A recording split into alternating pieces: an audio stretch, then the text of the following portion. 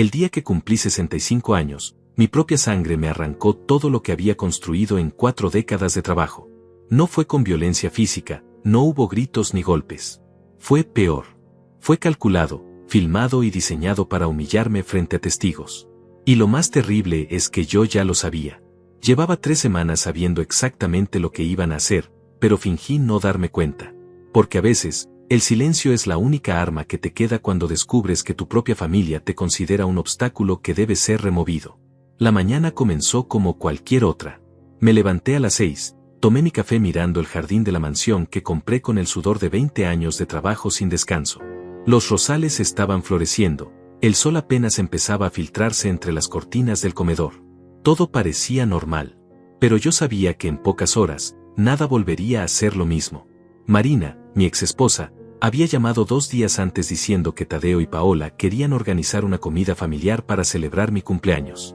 Su voz sonaba dulce, casi nostálgica, como si los últimos 5 años de divorcio nunca hubieran existido. Como si no hubiera pasado todo ese tiempo evitándome, lanzándome miradas de desprecio cada vez que nos cruzábamos por asuntos de los negocios. Acepté la invitación sin hacer preguntas, porque ya sabía lo que venía. 3 semanas antes, había escuchado por accidente una conversación que nunca debí oír. Fue en la oficina, un viernes por la tarde. Yo había olvidado unos documentos y regresé sin avisar. Las luces del despacho de Tadeo estaban encendidas. Mi hijo, mi primogénito, el hombre al que entrené personalmente durante 15 años para que algún día tomara las riendas de la empresa, estaba hablando por teléfono.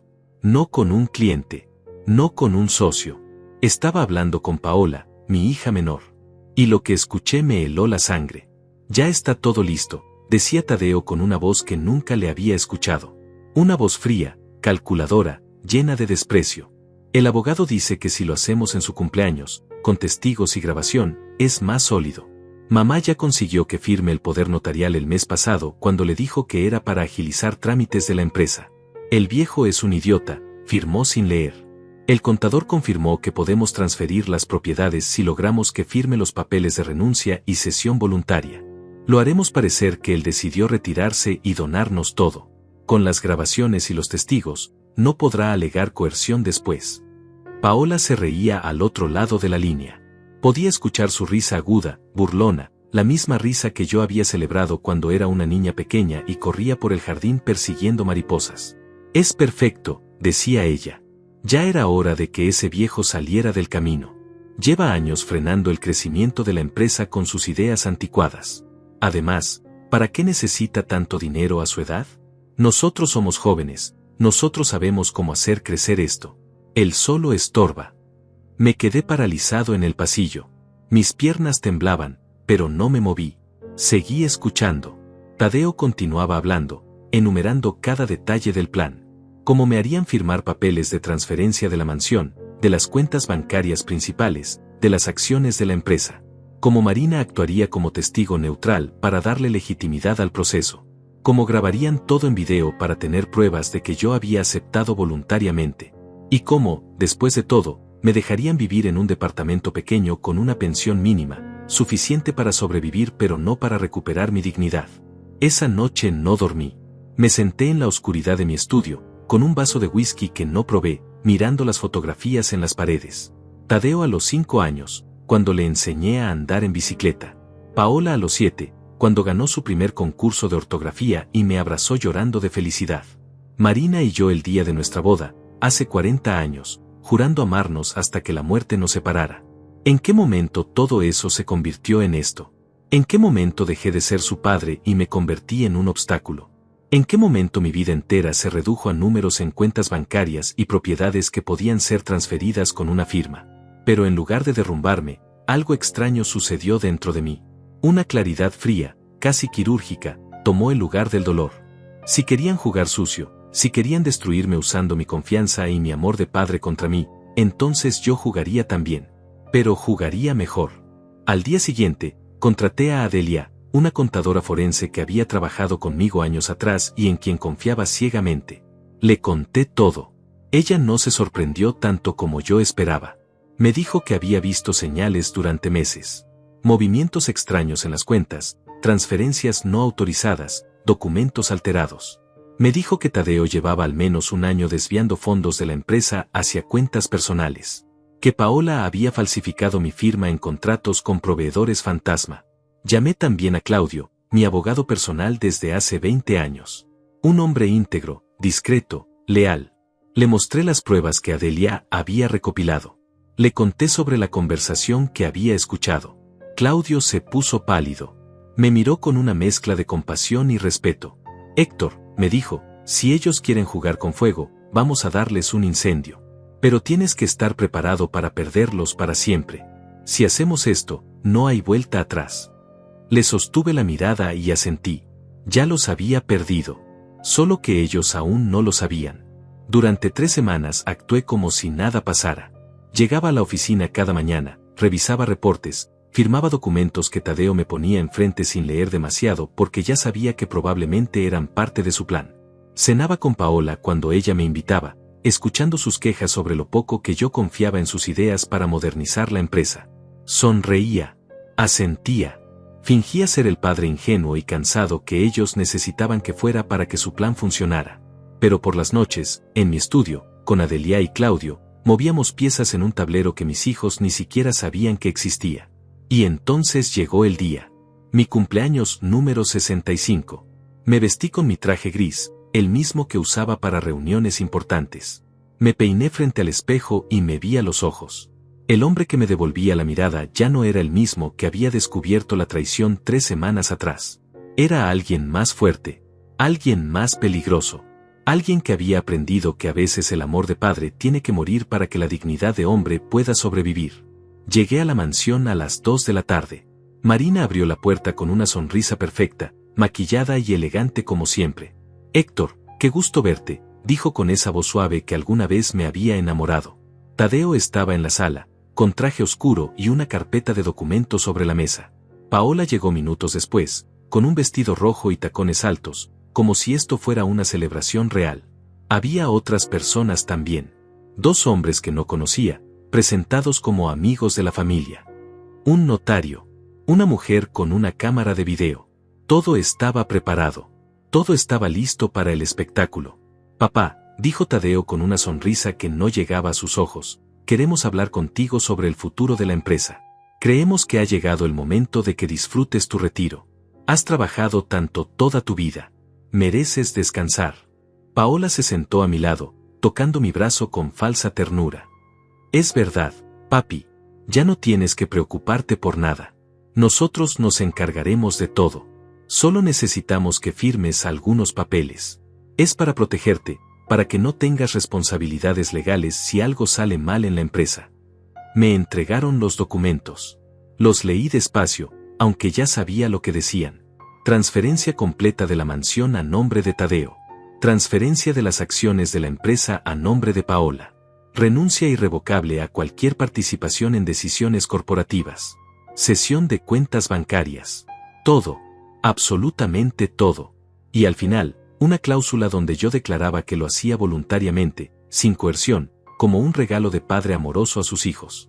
La cámara estaba grabando. El notario estaba listo para certificar. Los testigos observaban en silencio. Paola se inclinó hacia mí y susurró con voz dulce pero llena de veneno. Vamos, papá. Firma. No queremos hacerte quedar como un anciano terco que no sabe cuándo es hora de soltar. Sería vergonzoso para ti. Tadeo agregó, piensa en tu legado, papá. ¿Quieres ser recordado como el hombre que construyó esto, o como el viejo amargado que intentó arruinar a sus propios hijos? Tomé la pluma. La sostuve sobre el papel. Y entonces hice algo que ninguno de ellos esperaba. Sonreí. No fue una sonrisa triste ni resignada. Fue una sonrisa tranquila, casi serena. Y firmé. Firmé cada documento, cada página, cada línea. Sin temblar. Sin preguntar. Sin resistirme. La confusión en sus rostros fue instantánea. Marina frunció el ceño. Tadeo intercambió miradas con Paola. Esto no era lo que esperaban. Esperaban drama, esperaban súplicas, esperaban que me derrumbara. Pero yo solo firmé, cerré la carpeta, me puse de pie y caminé hacia la puerta. ¿Ya está?, preguntó Paola, incrédula. ¿No vas a decir nada? Me di vuelta y los miré a todos. A Marina, a Tadeo, a Paola, a los testigos, a la cámara que seguía grabando. ¿Qué quieren que diga?, respondí con calma. Firmé lo que me pidieron. Supongo que ahora puedo irme. Tadeo se rió. Fue una risa nerviosa, incómoda. Eso fue más fácil de lo que pensé. Tal vez el viejo finalmente entendió que ya no tiene lugar aquí. Paola fue más cruel. Se puso de pie, cruzó los brazos y me miró con desprecio puro. ¿Sabes qué, papá? Siempre fuiste demasiado blando. Por eso la empresa nunca creció como debía. Siempre pensando en ser bueno, en ser justo, en cuidar a los empleados. Eso nos sirve en el mundo real. Nosotros vamos a hacer crecer este negocio como tú nunca pudiste. Y cuando lo logremos, cuando tengamos el doble o el triple de lo que tú conseguiste, vas a ver que tu tiempo ya pasó. Eres un fracasado que tuvo suerte, nada más. Las risas llenaron la sala. Marina se tapó la boca, fingiendo estar escandalizada pero sin poder ocultar su sonrisa. Tadeo aplaudió lentamente, burlón. Los testigos miraban hacia otro lado, incómodos pero sin intervenir. Y yo solo sostuve la mirada de Paola, esa hija que alguna vez cargué en mis hombros, esa niña a la que le leí cuentos antes de dormir durante años, esa mujer que acababa de llamarme fracasado. No dije nada. Di media vuelta y salí de la mansión que había sido mi hogar durante 20 años. Subí a mi coche, cerré la puerta y arranqué. No miré atrás. No lloré. No temblé. Porque sabía algo que ellos aún no sabían. Sabía que en menos de una semana, sus vidas se derrumbarían. Sabía que las llamadas comenzarían. Sabía que el karma, ese concepto que tanta gente menciona pero pocos entienden realmente, estaba a punto de golpearlos con una fuerza que nunca podrían haber imaginado. 7 días después, mi teléfono tenía 42 llamadas perdidas. Todas de ellos. Todas desesperadas. Y todas sin respuesta. 3 semanas antes de ese día, mi vida todavía tenía sentido. O al menos eso creía yo. Era un martes por la tarde, cerca de las 6. La oficina estaba casi vacía. La mayoría de los empleados ya se habían ido a sus casas. Yo había estado revisando contratos con proveedores toda la tarde, esos documentos interminables que nadie más quería leer pero que yo consideraba importantes. Siempre fui meticuloso con los detalles. Tal vez por eso construí algo sólido. Tal vez por eso me tomó tanto tiempo darme cuenta de que me estaban robando. Había olvidado mi teléfono en el auto. Un descuido tonto, pero a esa edad uno comete esos pequeños errores. Bajé al estacionamiento, lo recuperé y regresé al edificio. Las luces del piso ejecutivo estaban casi todas apagadas, excepto una. La oficina de Tadeo.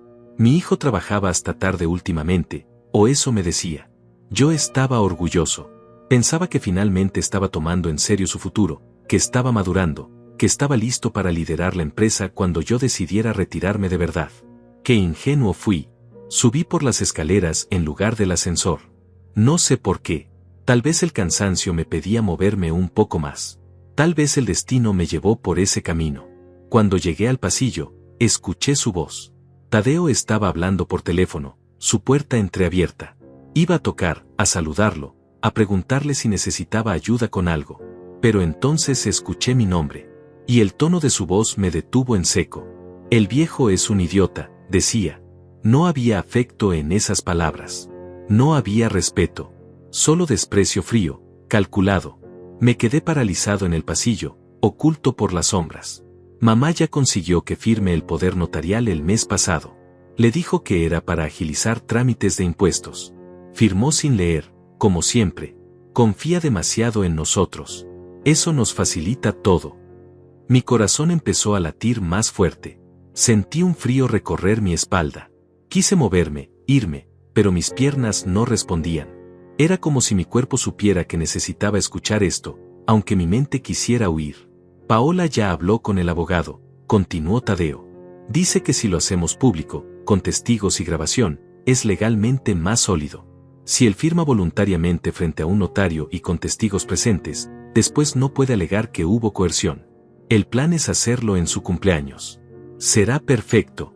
Lo invitamos a una comida familiar, lo rodeamos de gente, y le presentamos los papeles como si fuera un regalo de retiro anticipado. Lo haremos parecer un acto de generosidad de su parte. Paola. Mi hija estaba del otro lado de esa llamada. Podía escuchar su voz de fondo, aunque no distinguía las palabras exactas. Pero escuché su risa. Esa risa que conocía desde que era una niña pequeña. Esa risa que alguna vez me había llenado de alegría. Ahora sonaba hueca, cruel, vacía de cualquier amor filial. ¿Y si se niega?, preguntó Tadeo. Hubo una pausa. Luego continuó: sí, tienes razón. Si se niega, usamos el plan B. Le mostramos las fotos de sus reuniones con Florencia. Mamá las tiene todas. No pasó nada entre ellos, lo sabemos, pero él no querrá que eso se haga público. Su reputación de hombre íntegro se destruiría. Lo conocemos. Preferirá ceder antes que enfrentar un escándalo. Florencia era mi asistente ejecutiva. Una mujer profesional, eficiente, que llevaba 5 años trabajando conmigo. Habíamos tenido reuniones de trabajo fuera de la oficina, cenas con clientes, viajes de negocios. Todo absolutamente profesional. Pero ellos tenían fotos. Fotos que podían ser malinterpretadas. Fotos que podían destruir mi imagen. Y estaban dispuestos a usarlas. El contador ya movió la mayoría de los fondos líquidos a cuentas intermediarias, seguía Tadeo. Una vez que firme la transferencia de acciones, tendremos control total de la empresa. Podremos liquidar lo que queramos sin que él pueda hacer nada. Ya hablé con 3 compradores potenciales para la planta de manufactura. Podemos venderla por $8 millones. Esa planta que a él le costó 20 años construir, nosotros la convertiremos en efectivo en 2 meses. $8 millones. Hablaban de vender 20 años de mi trabajo, de los empleos de 200 familias, como si fuera un auto usado. Y lo decían con esa frialdad, con esa falta absoluta de consideración por lo que eso significaba. Mamá dice que le dejaremos el departamento pequeño en la zona norte, continuó Tadeo. Y una pensión de $3,000 al mes. Suficiente para que viva sin lujos pero sin pasar hambre.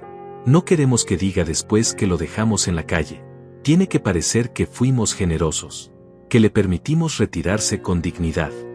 $3,000 al mes. Después de construir una empresa que generaba $500,000 mensual en ganancias netas. Después de 40 años de trabajo sin descanso. Después de sacrificar vacaciones, fines de semana, noches enteras para que esa empresa creciera. $3,000. Como una limosna.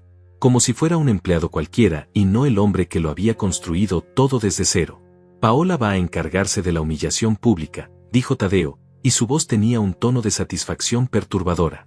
Ella va a decirle enfrente de todos que es un fracasado. Que tuvo suerte pero no talento.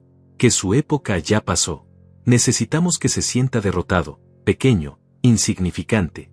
Si sale de ahí con la autoestima destruida, no tendrá fuerzas para pelear legalmente después.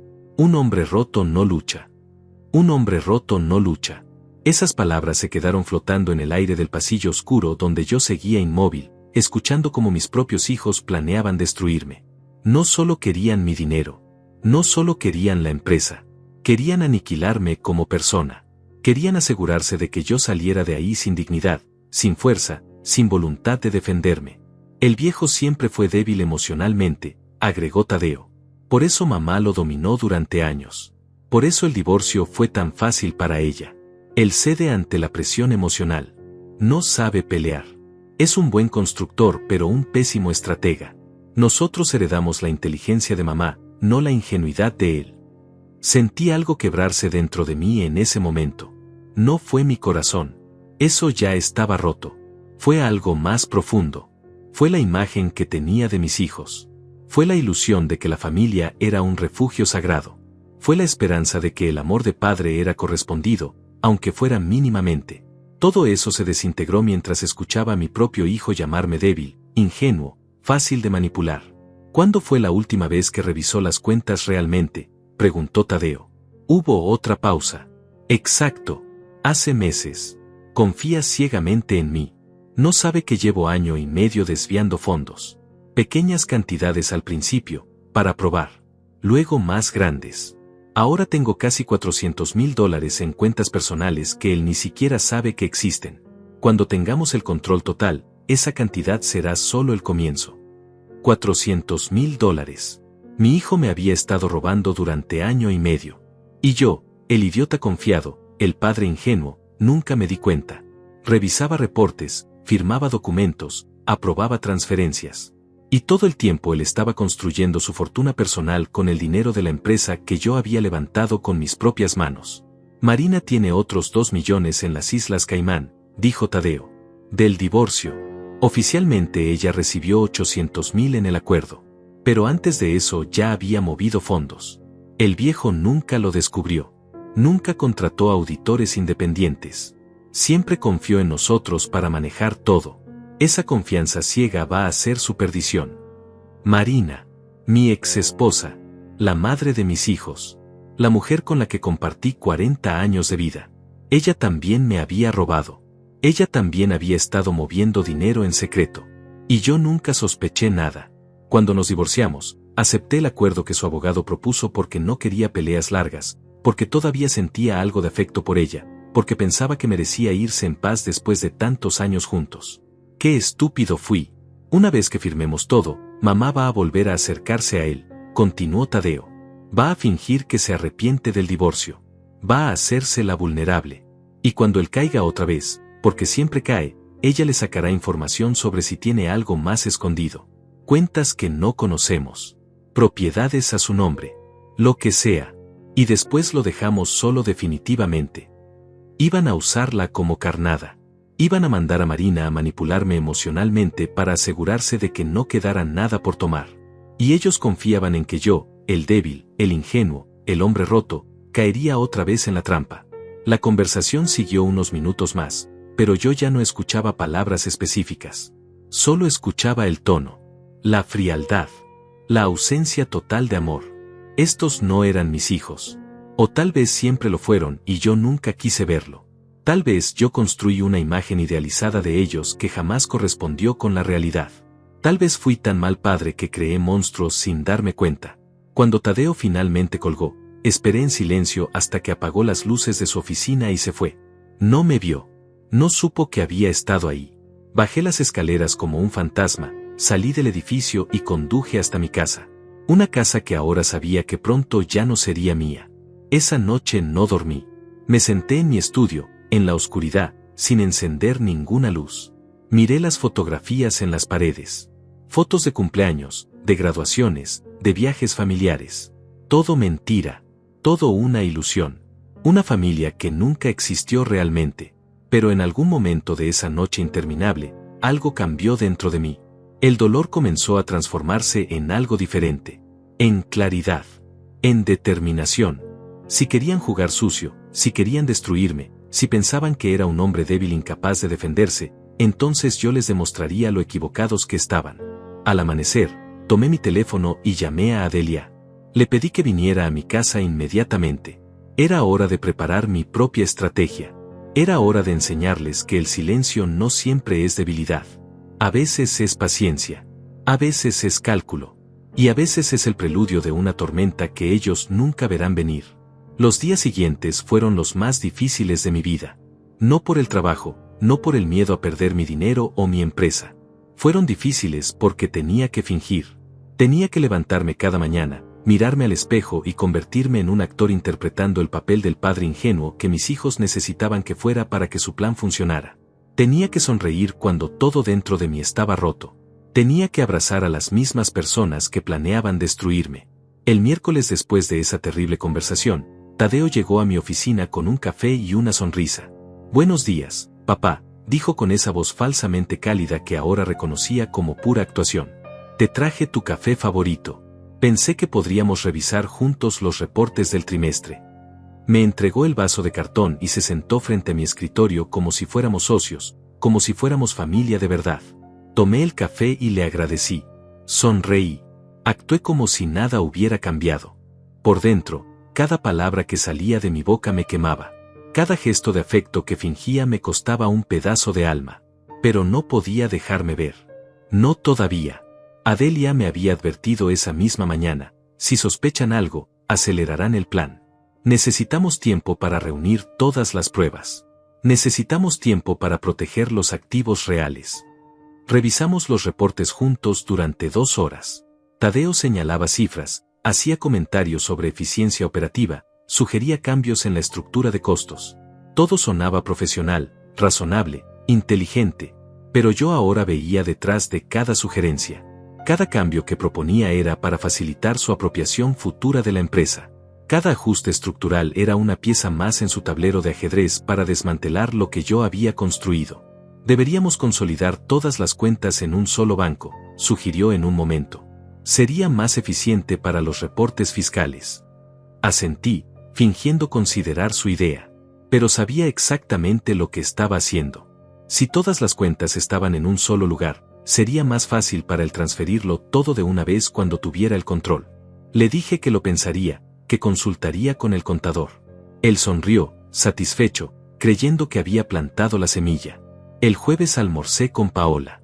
Ella eligió un restaurante elegante en el centro, uno de esos lugares donde la gente va a ser vista más que a comer.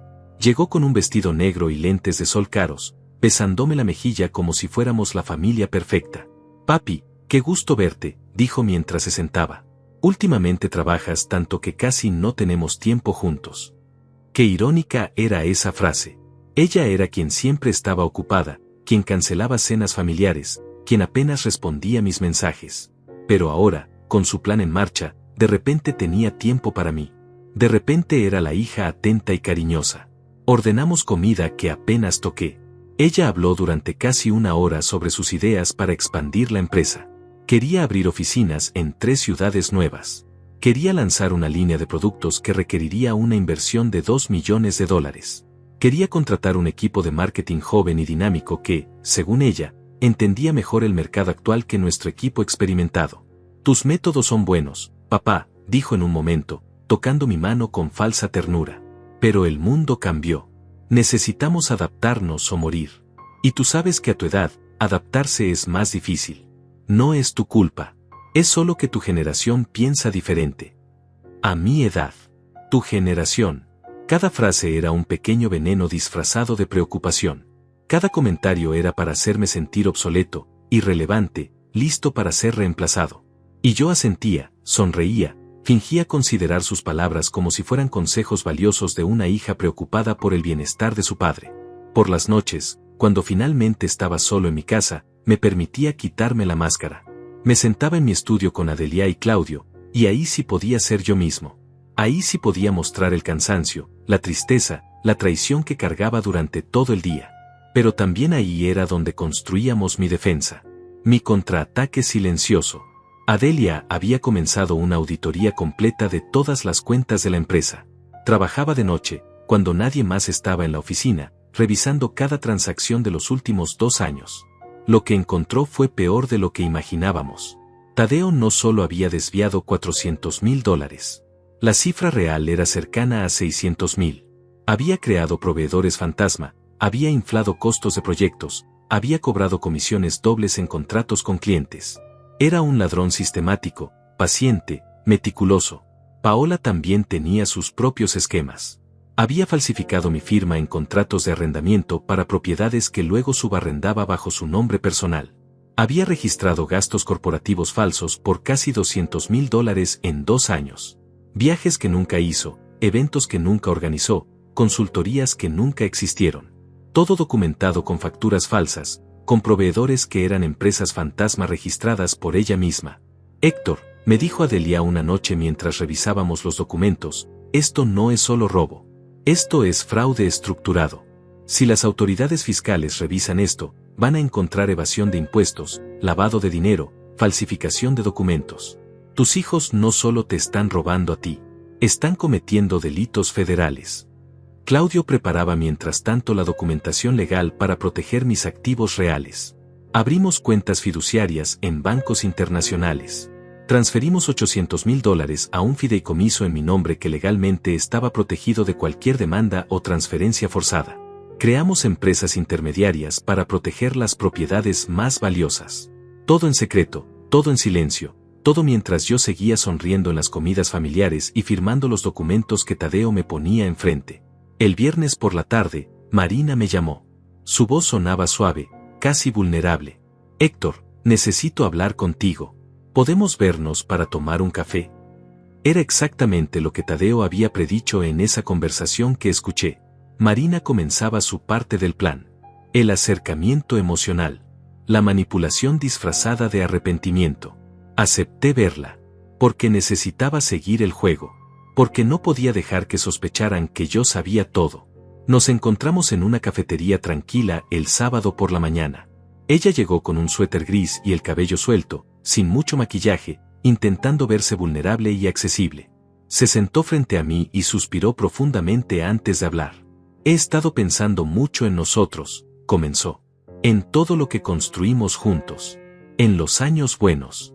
A veces me pregunto si cometí un error al pedir el divorcio. Si dejé ir algo valioso por orgullo o por confusión. Sus ojos se llenaron de lágrimas. Lágrimas que tal vez eran reales, o tal vez eran parte de la actuación. Ya no sabía distinguir. Escuché en silencio mientras ella hablaba de recuerdos, de momentos felices que compartimos hace décadas, de cómo los hijos estaban creciendo y ya no necesitaban tanto de nosotros. Tal vez podríamos intentarlo de nuevo, dijo finalmente, tocando mi mano sobre la mesa. No tiene que ser inmediato. Solo, pensarlo. Darnos una segunda oportunidad. Mirando sus ojos, esos ojos que alguna vez amé, solo veía el plan. Solo veía la estrategia. Ella estaba ahí para ablandarme, para hacerme sentir que todavía había amor, que todavía había familia. Para que cuando llegara el día de la traición, yo estuviera emocionalmente vulnerable y sin defensas. Era brillante, tenía que admitirlo. Era cruel, pero brillante. Le dije que lo pensaría, que necesitaba tiempo, que el divorcio había sido doloroso y no quería apresurarme. Ella sonrió, satisfecha, creyendo que su misión había sido exitosa. Nos despedimos con un abrazo que para mí fue como abrazar a un enemigo en el campo de batalla. Los días siguientes fueron más de lo mismo. Reuniones con Tadeo donde fingía no entender las complejidades financieras que él explicaba. Llamadas con Paola donde escuchaba sus quejas sobre mi resistencia al cambio. Mensajes de Marina preguntando cómo estaba, diciéndome que pensaba en mí. Todo era teatro. Todo era preparación para el día final. Pero yo también me estaba preparando. Cada sonrisa falsa que daba era un ladrillo más en mi fortaleza secreta. Cada documento que firmaba sin leer era una trampa que ellos no veían. Cada conversación donde fingía ser el padre ingenuo era información que yo recopilaba para usarla después. Porque había aprendido algo importante en esas semanas terribles. El silencio no es debilidad. La paciencia no es pasividad. Y a veces, el mejor contraataque es dejar que tu enemigo crea que ya ganó. La noche antes de mi cumpleaños, me senté solo en mi estudio.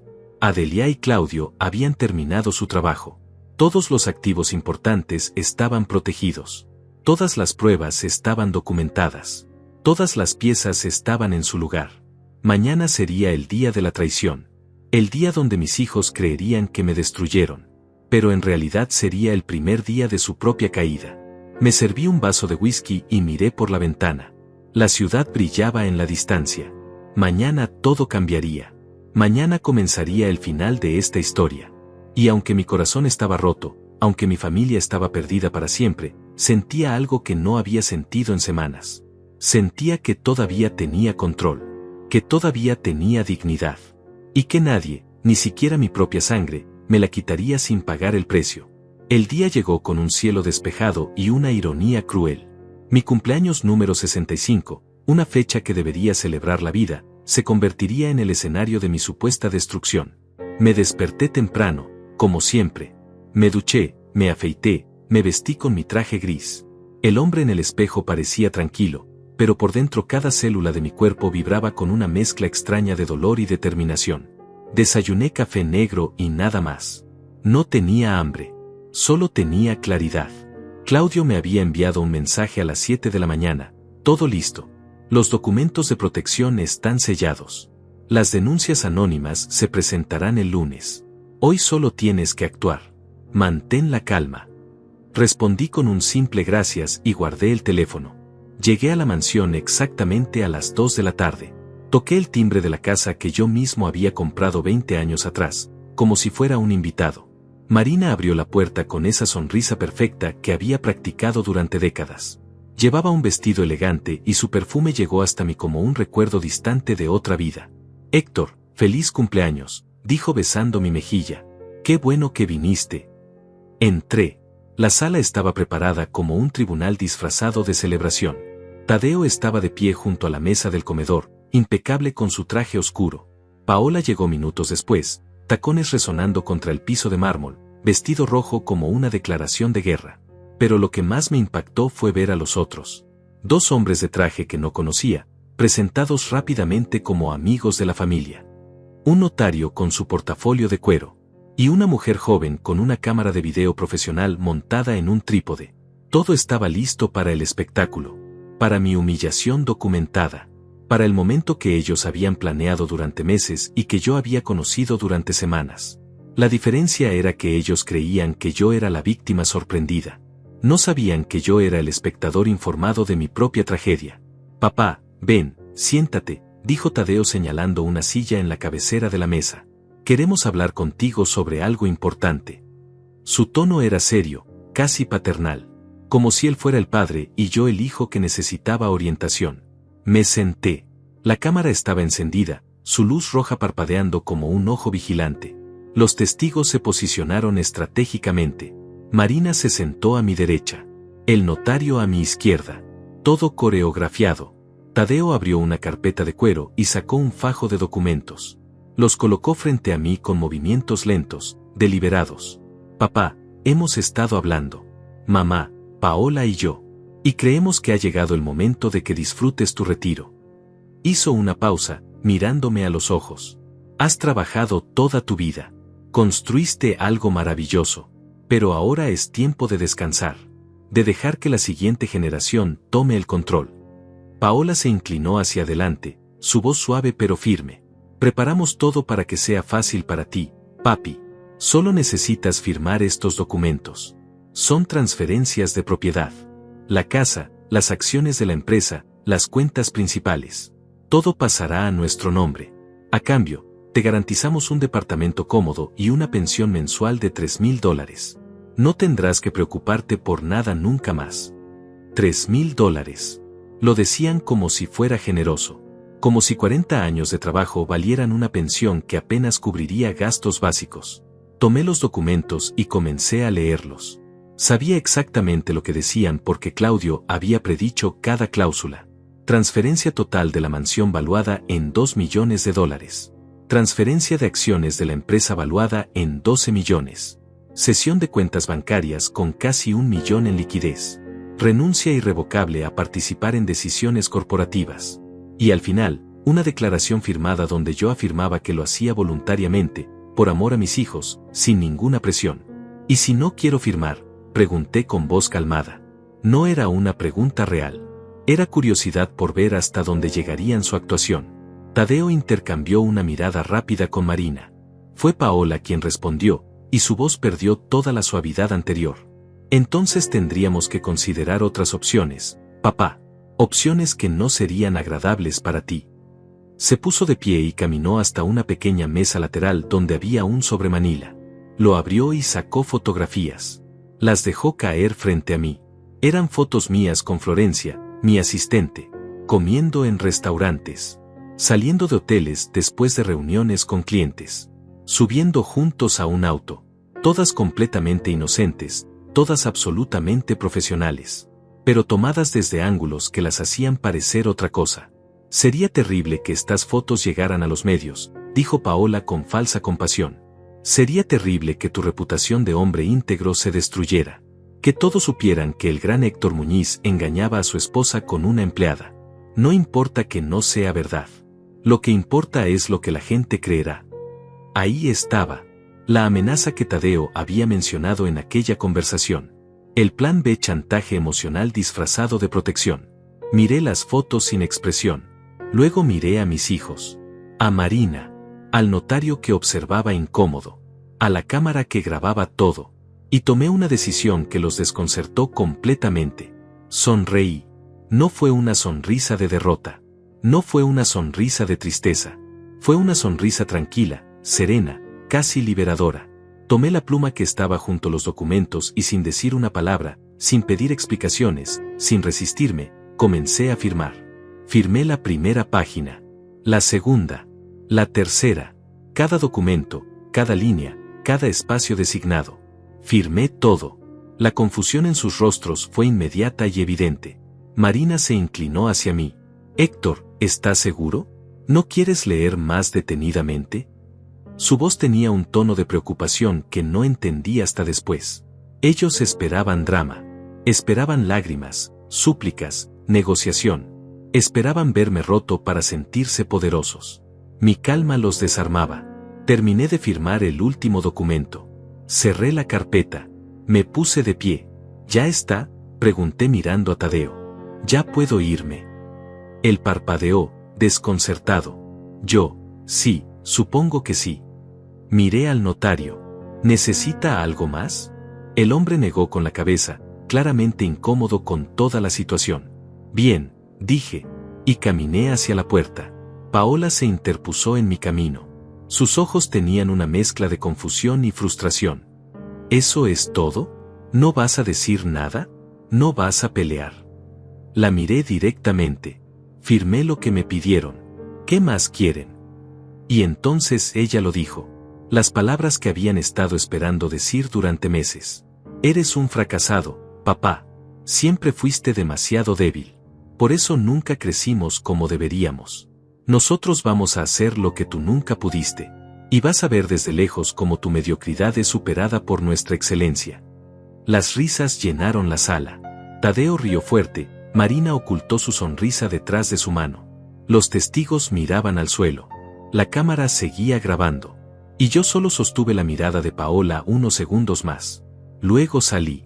Caminé hacia mi auto sin voltear atrás. Arranqué y me fui. En el silencio de mi coche, manejando por calles que conocía de memoria, finalmente dejé que una verdadera sonrisa apareciera en mi rostro. Porque ellos no sabían lo que acababa de pasar. No sabían que esos documentos que firmé no tenían validez legal al estar viciados de coerción y amenaza, todo grabado por su propia cámara. No sabían que los activos reales ya estaban protegidos. Y no sabían que en 72 horas, sus vidas se derrumbarían. Conduje durante 1 hora sin destino fijo. Solo necesitaba estar en movimiento, sentir que seguía teniendo control sobre algo, aunque fuera solo la dirección de mi auto. Finalmente me detuve en un parque alejado del centro, uno de esos lugares donde solía llevar a Tadeo y Paola cuando eran niños. Me senté en una banca frente al lago y por primera vez en semanas, me permití sentir todo el peso de lo que acababa de pasar. Había firmado mi propia sentencia de muerte.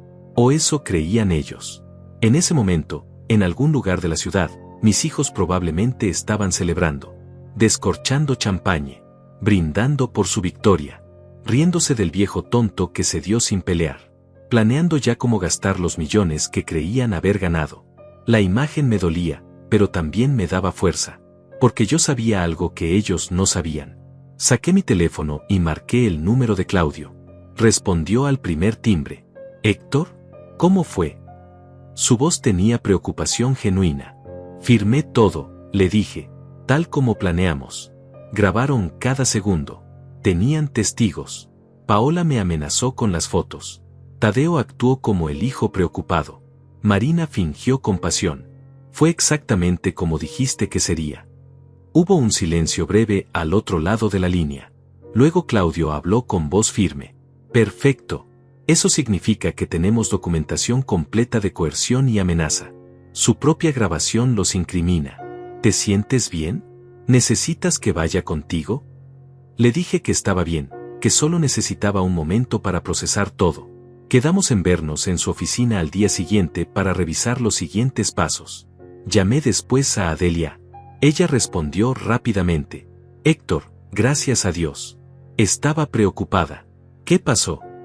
Le conté los detalles. Ella escuchó en silencio y luego dijo algo que me hizo sonreír por primera vez genuinamente. Están tan confiados que van a cometer errores. Dame 48 horas y voy a tener documentación completa de todos sus movimientos financieros. Ya rastreé 2 transferencias que Tadeo hizo esta mañana a sus cuentas personales.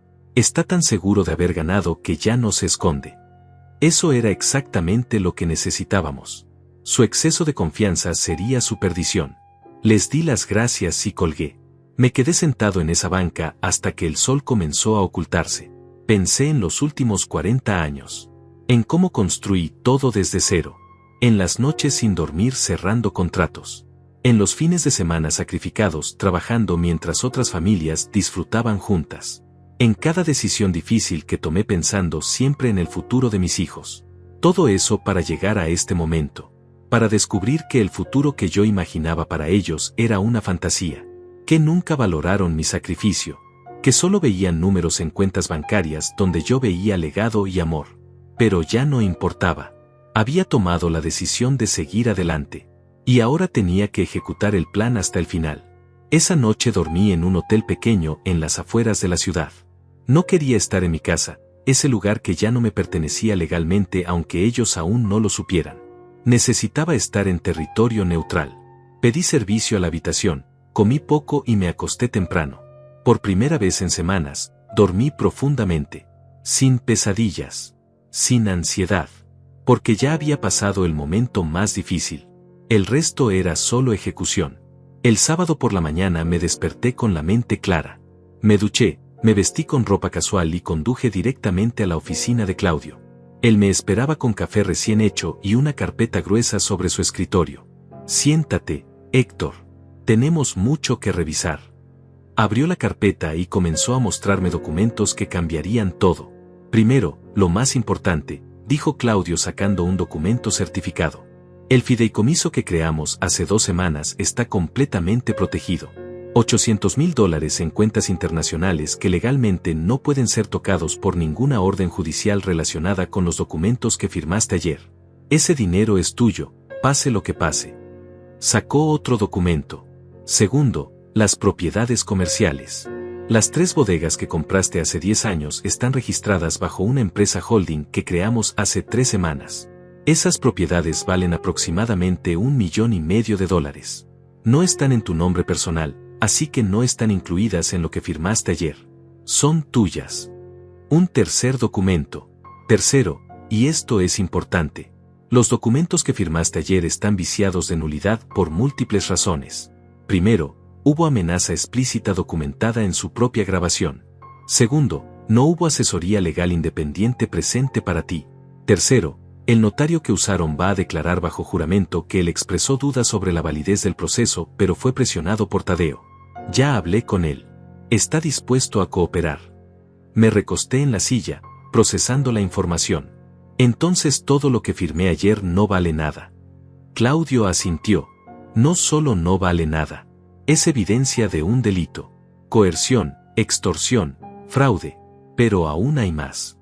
Sacó una nueva carpeta, más gruesa que la anterior. Adelia terminó la auditoría completa anoche. Trabajó toda la noche. Y lo que encontró es devastador para ellos. Abrió la carpeta y comenzó a mostrarme páginas y páginas de transacciones irregulares. Tadeo desvió en total $680,000 durante 2 años. Pero no solo eso. Usó fondos de la empresa para inversiones personales en el mercado de valores. Eso es apropiación indebida de recursos corporativos. Es un delito federal. Pasó a otra sección. Paola creó 8 empresas fantasma. 8. Todas registradas con direcciones falsas. Todas usadas para facturar servicios que nunca se prestaron. El monto total de fraude por su parte es de $320,000. También delito federal. Y hay más. Falsificó tu firma en contratos de arrendamiento. Eso es falsificación de documentos. Otro delito más. Una última sección.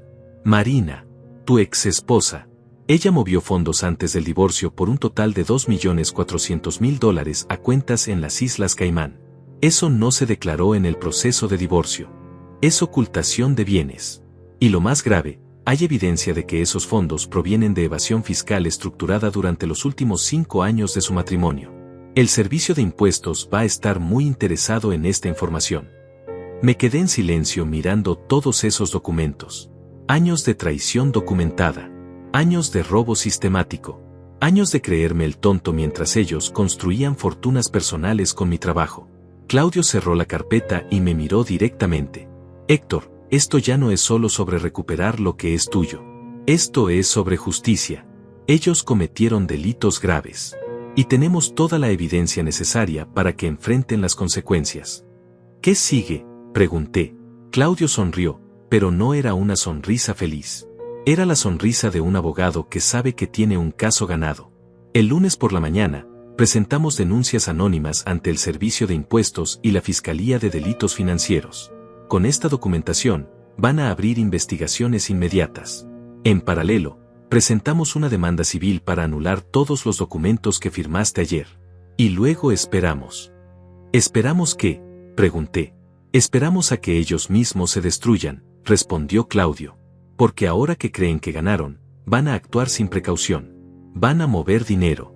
Van a hacer transacciones visibles. Van a tomar decisiones corporativas terribles.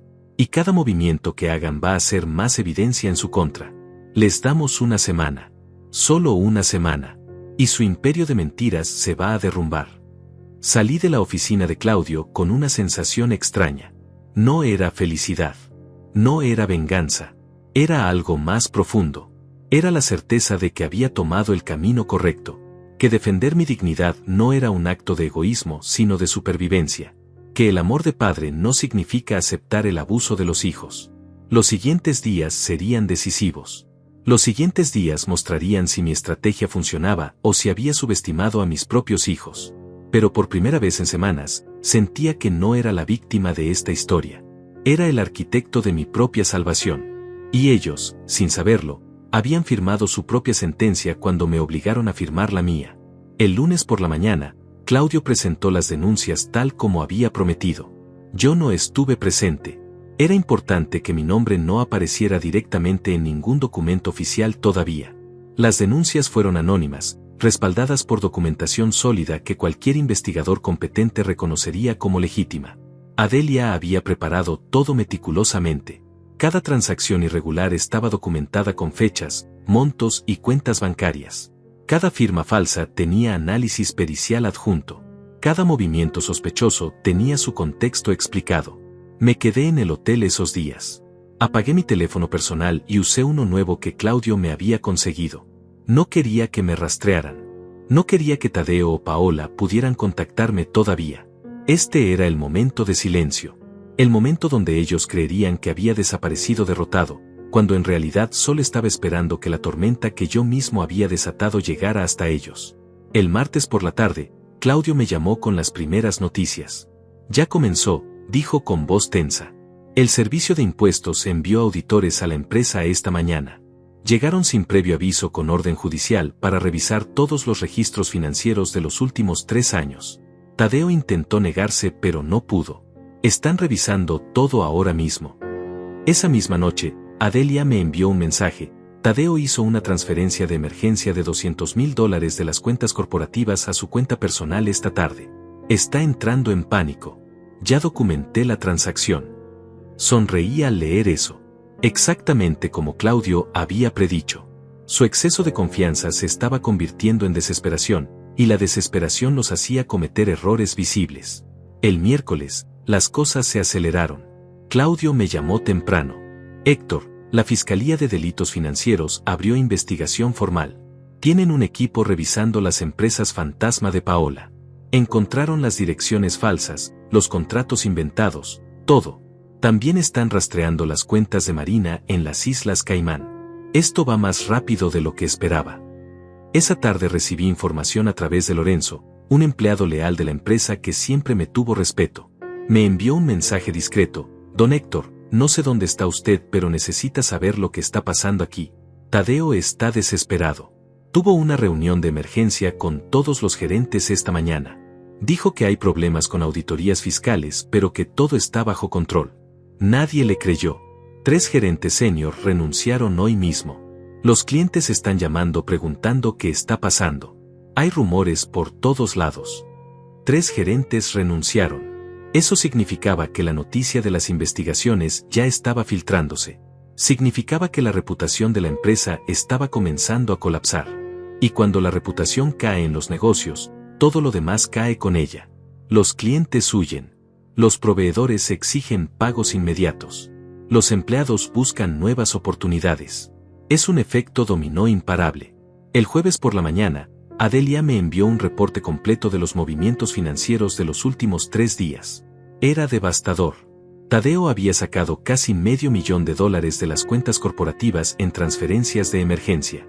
Paola había vaciado 2 de sus cuentas personales y había intentado cerrar 3 de las empresas fantasma, pero ya era tarde.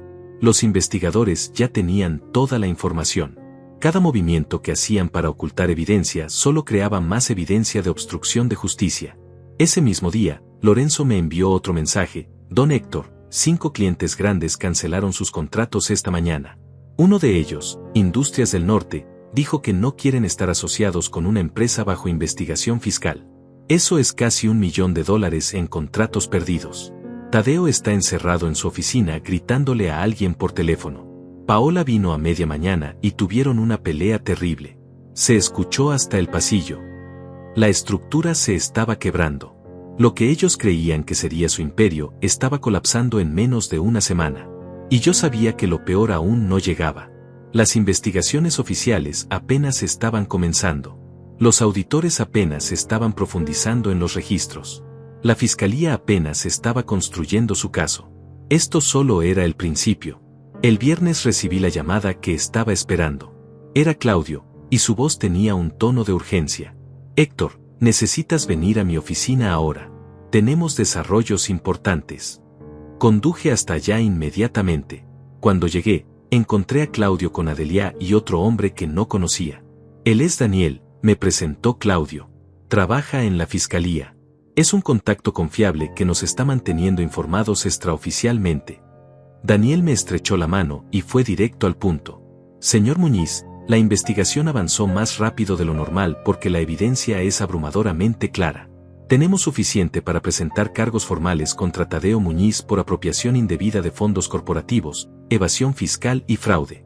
Contra Paola Muñiz por falsificación de documentos, fraude estructurado y creación de empresas fantasma para lavado de dinero. Y contra Marina Alcántara por ocultación de bienes y evasión fiscal internacional. Hizo una pausa y me miró seriamente. Los cargos se presentarán el lunes por la mañana. Habrá órdenes de arresto. Esto va a ser muy público. Los medios van a cubrirlo. ¿Está preparado para eso? Asentí lentamente. Sí, estaba preparado. Llevaba semanas preparándome para este momento. Hay algo más, continuó Daniel. La empresa está en riesgo de quiebra.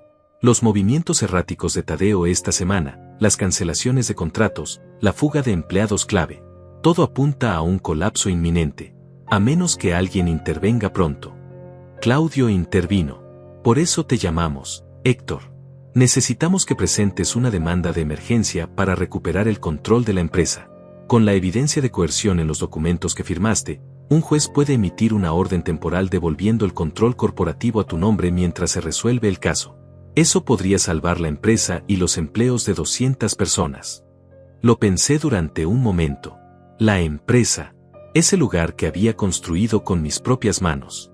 Esas 200 familias que dependían de los salarios que yo generaba. No era solo sobre mí. Nunca lo fue. Háganlo, dije finalmente. Preparen la demanda de emergencia. Pero quiero algo más.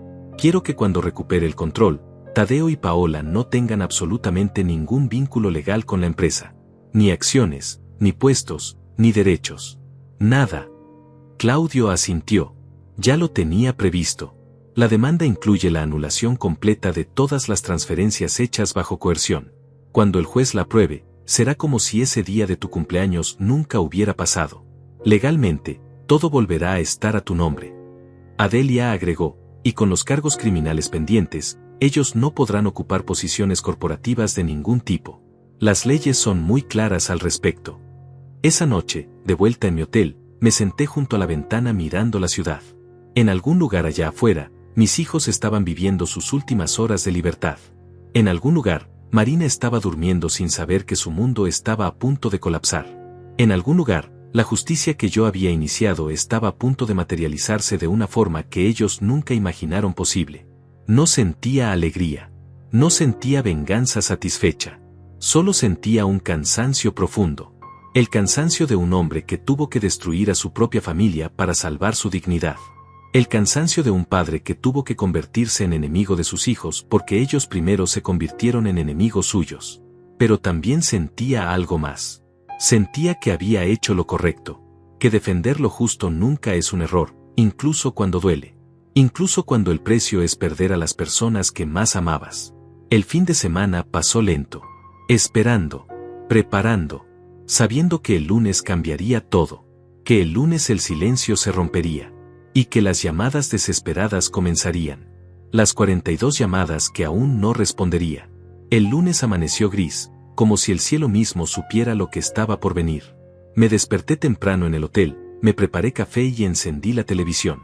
Sabía que en cuestión de horas, las noticias comenzarían a reportar lo que había estado gestándose en silencio durante días. Claudio me había pedido que mantuviera mi teléfono personal apagado hasta mediodía. Cuando lo enciendas, me dijo, va a explotar con llamadas y mensajes. Prepárate mentalmente.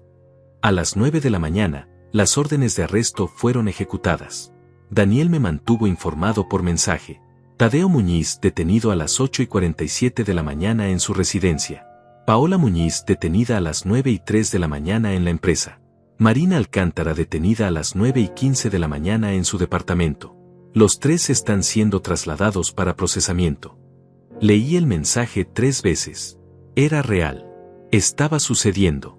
Mis hijos estaban siendo arrestados. A las 10 de la mañana, los medios ya tenían la historia. Encendí el canal de noticias local y ahí estaba. Escándalo financiero en empresa familiar. Herederos arrestados por fraude y apropiación indebida. Mostraban imágenes de Tadeo siendo escoltado por policías, su rostro desencajado, confundido, furioso. Paola con las manos esposadas, gritándole algo a los oficiales que no se escuchaba en la grabación. Marina cubriéndose el rostro con las manos mientras la llevaban a un patrullero. El reportero explicaba los cargos.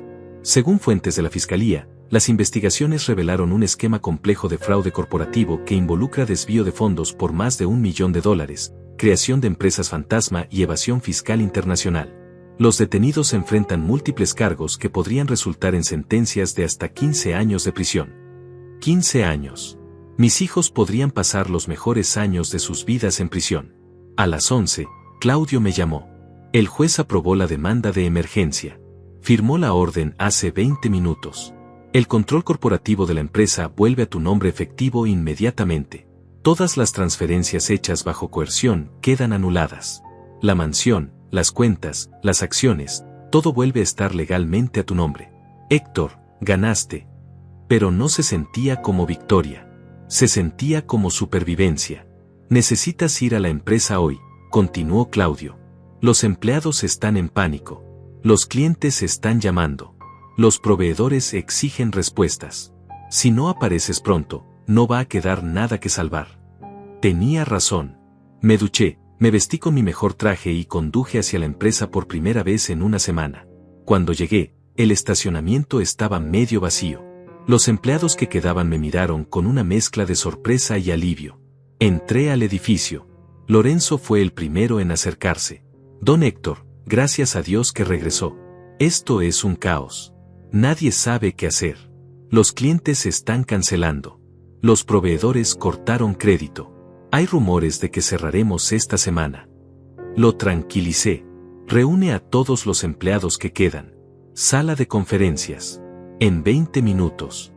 Subí a mi antigua oficina. La puerta estaba cerrada con llave, pero tenía mi copia.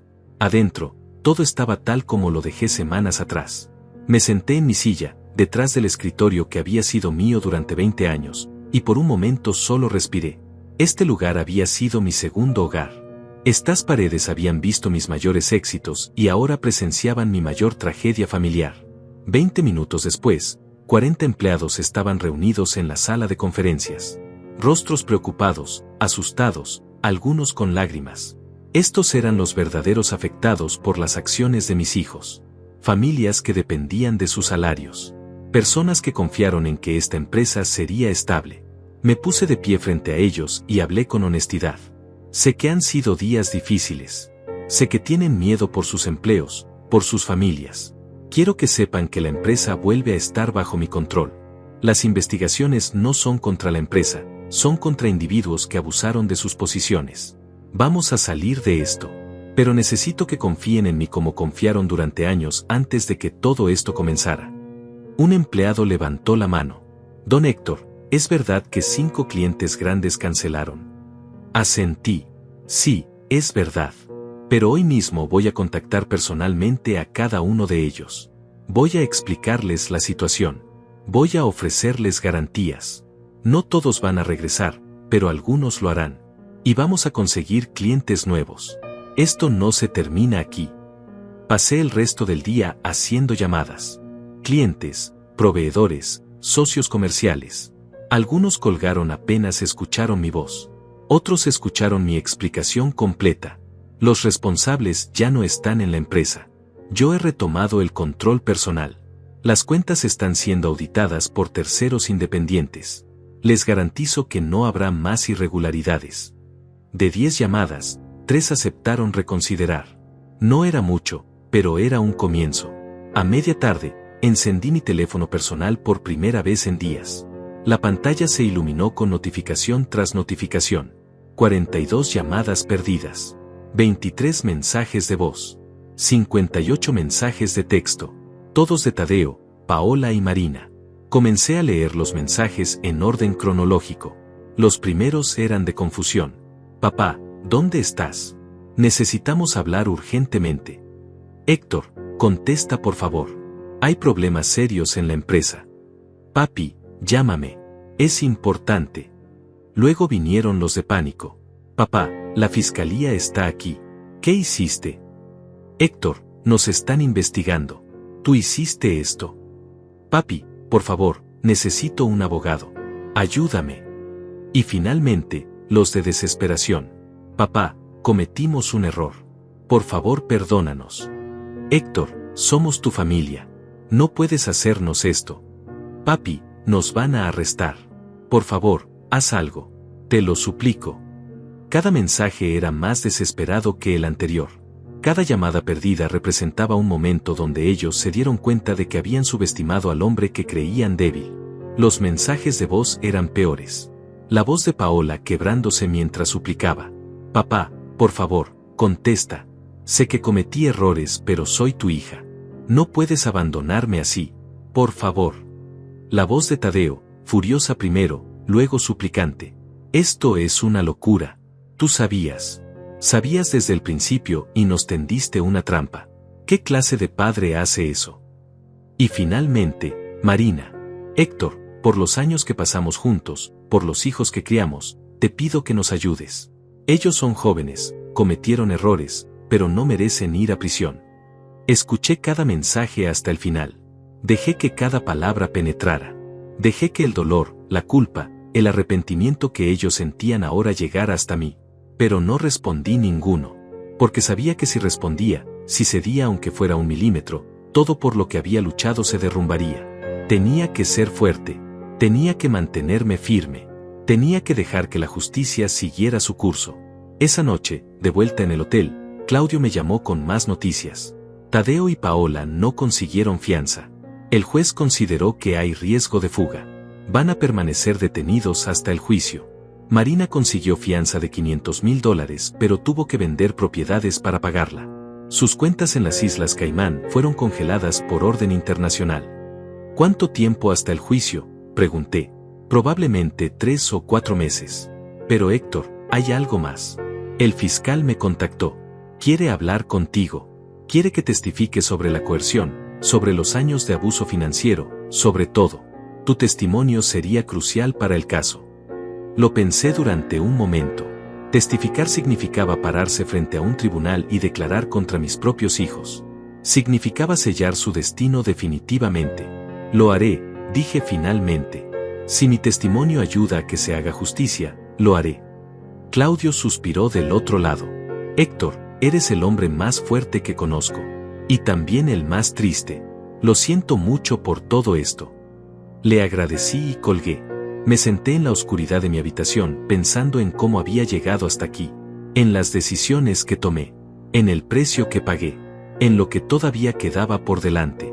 Mi teléfono vibró una vez más. Otra llamada de Paola. La dejé sonar hasta que fue a buzón de voz. Mañana habría más llamadas, más súplicas, más desesperación. Pero yo no respondería, porque había aprendido la lección más dolorosa de mi vida. A veces, amar a tus hijos significa dejar que enfrenten las consecuencias de sus acciones. Incluso cuando esas consecuencias los destruyen. Pasaron 3 meses desde los arrestos. 3 meses que se sintieron como 3 años. La empresa lentamente comenzó a estabilizarse. Recuperé 2 de los 5 clientes que habían cancelado. Contraté nuevos gerentes para reemplazar a los que renunciaron. Implementé auditorías mensuales independientes para restaurar la confianza. No fue fácil, pero era posible. La empresa sobreviviría. Yo, por otro lado, no estaba seguro de poder decir lo mismo sobre mí. Me mudé a un departamento modesto en el centro de la ciudad. No quise regresar a la mansión. Ese lugar estaba lleno de recuerdos que ahora solo dolían.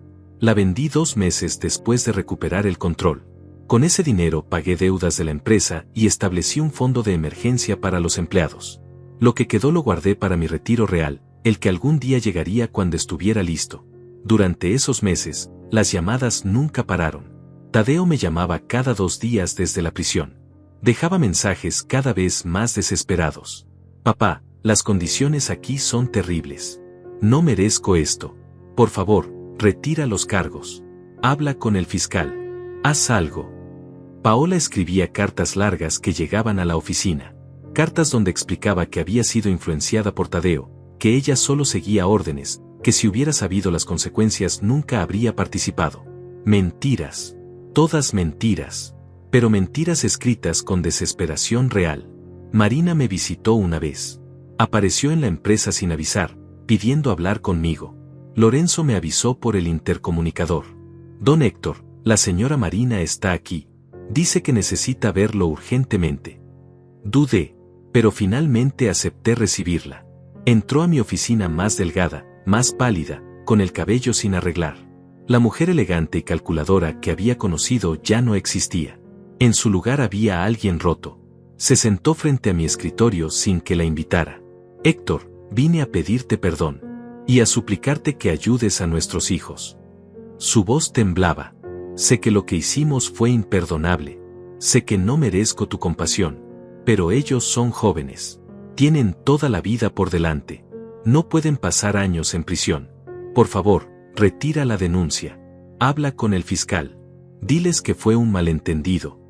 La miré en silencio durante un largo momento. Un malentendido, repetí lentamente. Marina, planearon durante meses cómo quitarme todo. Me amenazaron con destruir mi reputación. Me robaron durante años. Llamaron eso un malentendido. Ella comenzó a llorar. Lágrimas reales, no actuadas. Lo sé. Fuimos terribles. Pero son tus hijos, Héctor. Tu sangre. ¿Realmente puedes vivir sabiendo que los enviaste a prisión? Me puse de pie y caminé hacia la ventana. La ciudad se extendía frente a mí. Yo no los envié a prisión, Marina. Ellos se enviaron solos. Cada decisión que tomaron, cada delito que cometieron, fue su elección. Yo solo decidí no ser su víctima. Decidí defenderme. Y si eso tiene consecuencias para ellos, esas consecuencias las crearon ellos mismos. Eres un monstruo, dijo ella poniéndose de pie. Su tristeza se transformó en rabia. Tu propio hijo, tu propia hija, y los abandonas así. ¿Qué clase de padre eres? La miré directamente. El tipo de padre que tuvo que aprender que el amor incondicional tiene límites. Que hay cosas que no se perdonan. Que defender tu dignidad no te convierte en monstruo. Los monstruos fueron ustedes cuando decidieron destruirme. Marina salió de la oficina dando un portazo. No la volví a ver. Semanas después supe que había vendido todo lo que le quedaba para pagar abogados defensores. Que había hipotecado su departamento. Que estaba trabajando por primera vez en décadas en una tienda de ropa para sobrevivir. La imagen era triste, pero no sentí culpa. Cada quien cosecha lo que siembra. El juicio llegó finalmente en el 4.º mes. Me citaron como testigo principal. El día que entré a la sala del tribunal, vi a Tadeo y Paola sentados junto a sus abogados. Tadeo me miró con odio puro.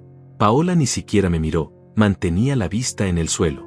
Lucían demacrados, envejecidos, destruidos. Y yo, su padre, estaba ahí para testificar contra ellos. El fiscal me hizo preguntas durante 2 horas.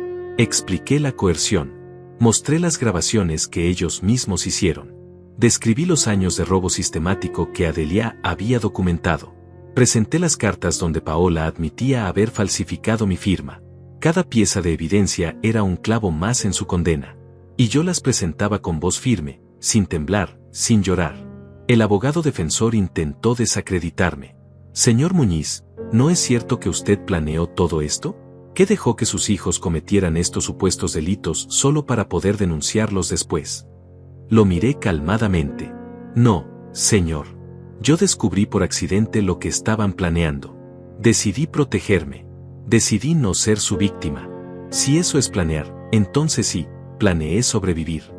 Cuando bajé del estrado, tuve que pasar junto a la mesa donde estaban Tadeo y Paola. Tadeo me susurró con veneno: esto no termina aquí, viejo. Algún día vas a pagar por esto. No respondí. Solo seguí caminando. Porque sus amenazas ya no tenían poder sobre mí. Ya había pagado el precio más alto: perder a mi familia. Nada de lo que ellos pudieran hacer me dolería más que eso. El veredicto llegó 2 semanas después. Tadeo fue declarado culpable de todos los cargos. Sentencia: 12 años de prisión. Paola, culpable también. Sentencia: 8 años. Marina, culpable de evasión fiscal y ocultación de bienes. Sentencia: 5 años de prisión suspendida con libertad condicional y multa de $1 millón. Los 3 quedaron con antecedentes penales permanentes. Sus vidas profesionales, destruidas. Sus reputaciones, arruinadas. Esa noche, en mi departamento, me serví un vaso de whisky y me senté junto a la ventana. No sentí alegría por su condena. No sentí venganza satisfecha. Solo sentí un vacío profundo. Había ganado legalmente. Había recuperado mi empresa, mi dinero, mi dignidad. Pero había perdido a mis hijos para siempre. Y ninguna victoria legal podría llenar ese vacío. Sobre mi escritorio había un sobre que llegó esa mañana. Era de Paola. Una última carta. La abrí con manos temblorosas. Papá, comenzaba. Voy a estar en prisión 8 años. 8 años para pensar en lo que hice.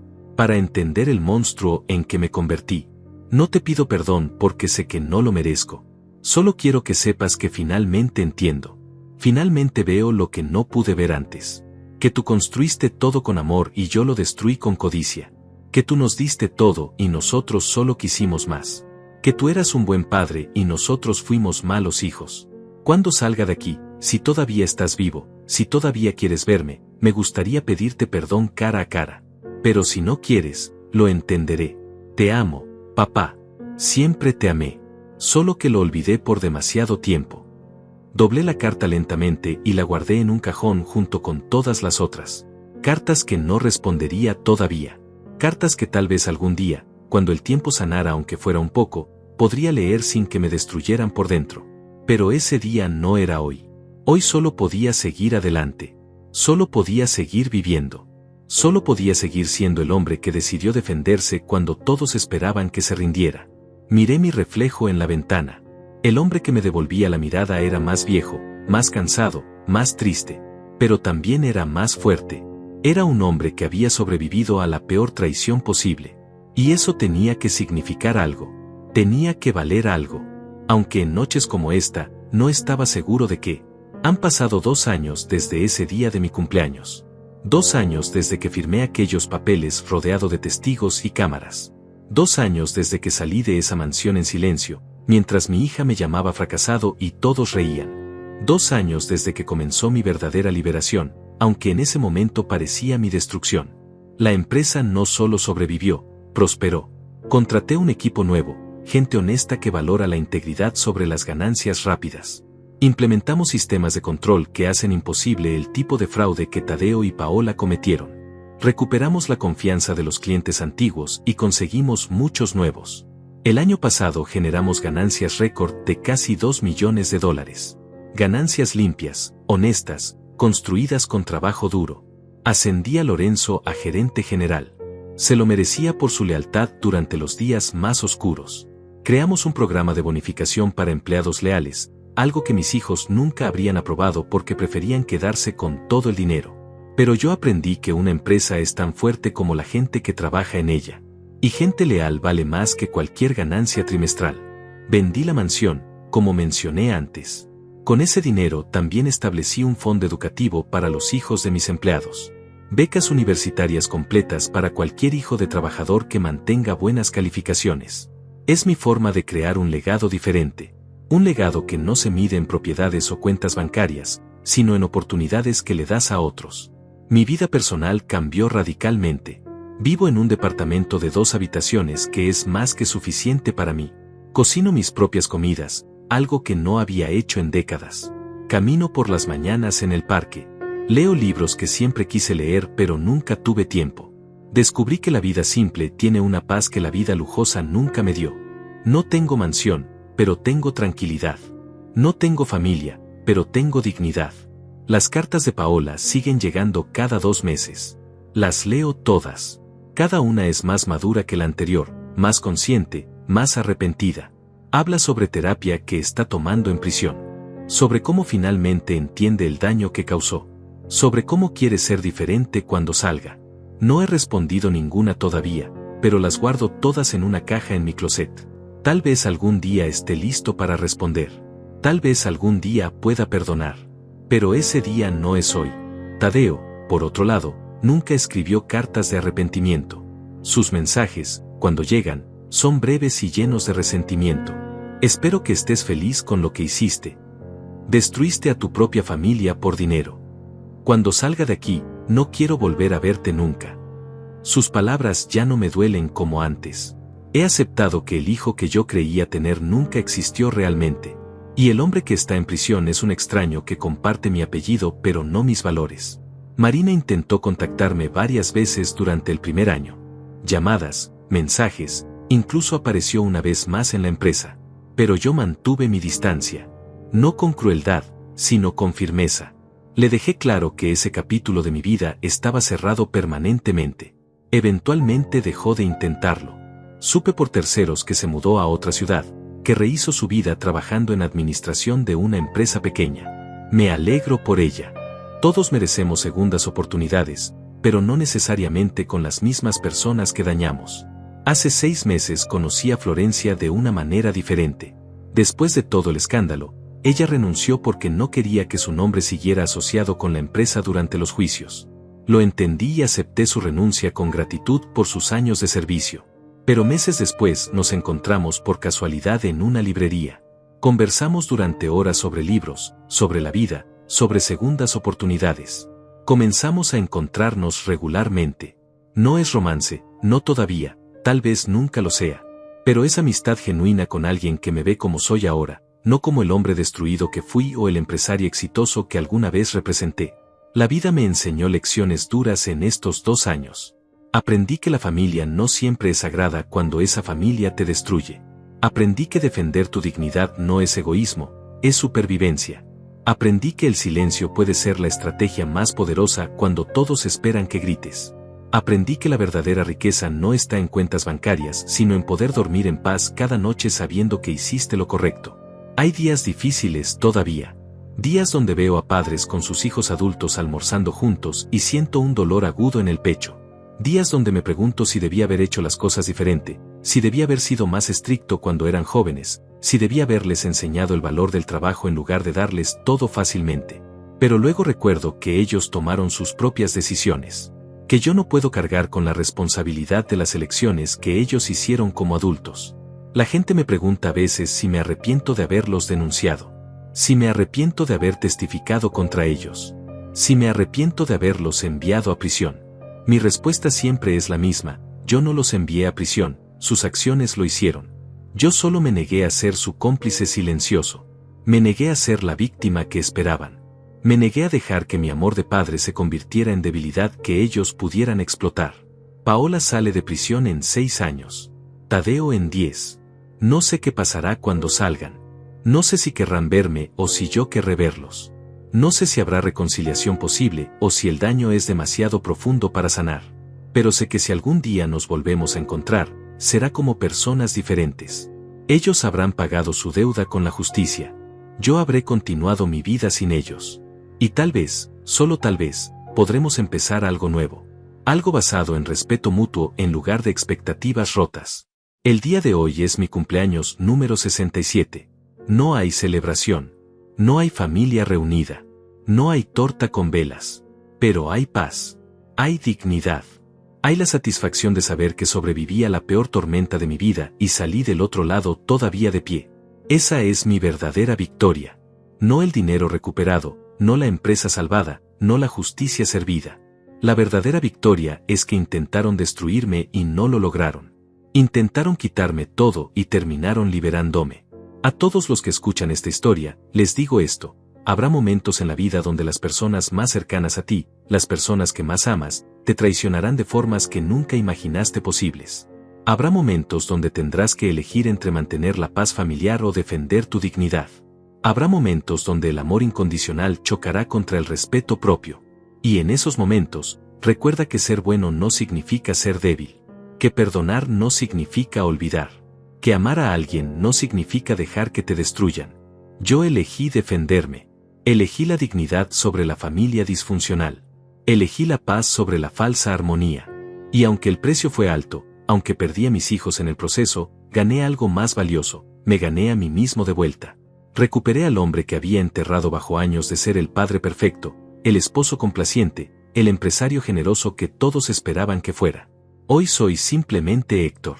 No el padre traicionado. No la víctima que se defendió. Solo un hombre de 67 años que aprendió que a veces la mayor victoria es simplemente sobrevivir con tu dignidad intacta. Y eso, al final del día, vale más que cualquier mansión, cualquier empresa, cualquier fortuna.